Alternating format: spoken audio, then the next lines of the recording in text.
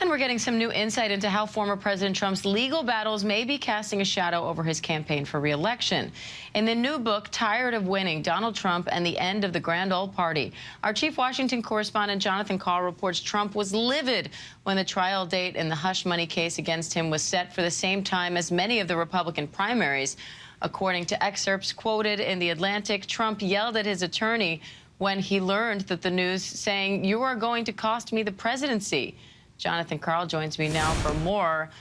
John, we know that the campaign has fundraised off of all of these cases, but you say in the book that the central theme of Trump's 2024 campaign has its origins in the armed militia movement that arose out of the 1993 raid of the compound in Waco, Texas. Can you just explain how one ties into the other?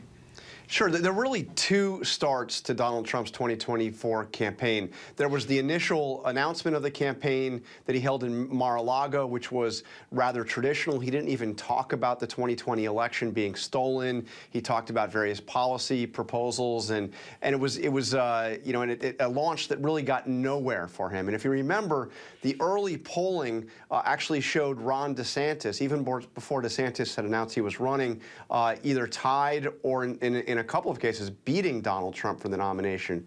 But as this year began and he was facing the increasing likelihood that he would be indicted, Trump launched an entirely different campaign, and it was one based on retribution. He was angry at the coming court cases, and he actually held his first campaign rally in Waco, Texas.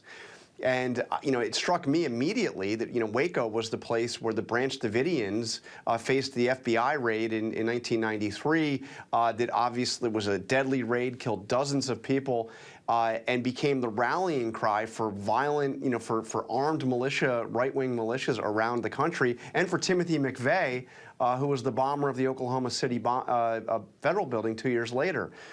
I spoke with Steve Bannon, one of Trump's most important advisors, his former chief strategist in the White House. And I said, Waco, why Waco? And he said to me, we are the Trump Davidians. The message was clear that just like that movement was founded to fight against abusive federal power, that's what the Trump campaign is about. It is about fighting back against an abusive federal law enforcement system that, in this case, is targeting Donald Trump, and Trump is insisting, by extension, targeting his supporters. And John, in the book, you say Bannon also described Trump's campaign using the phrase "come retribution," which was borrowed from a Confederate plot to assassinate President Lincoln. So what do you think he means by that? Why choose those words? I mean, it's just amazing to me. As I was looking into this, Bannon described the pivotal turning point for the campaign not long before that first indictment came down, when Trump gave a speech at CPAC, and that's when he used that line. He said, "I am your retribution." And you remember, Trump in 2016 had that famous line at the convention, "I am your voice." It went from "I am your voice" to "I am your retribution." And Bannon described the speech as the "come retribution" speech. And what I learned was that "come retribution" was a code word used by the Confederate Secret Service for a plot to kidnap and assassinate Abraham Lincoln. And if there were any doubt that that's what Bannon meant to be invoking, he actually suggested that I read a book called "Come Retribution," which was about that plot against Abraham Lincoln. It's a bizarre episode, but it shows that just like the Confederates were hell-bent on revenge for what had happened to the South under Abraham Lincoln, Donald Trump and his followers are hell-bent for revenge against what they would call the deep state and the federal government under Joe Biden. Really sinister and ominous, but directly from the mouth of one of Donald Trump's most important advisors. All right, Chief Washington Correspondent Karl.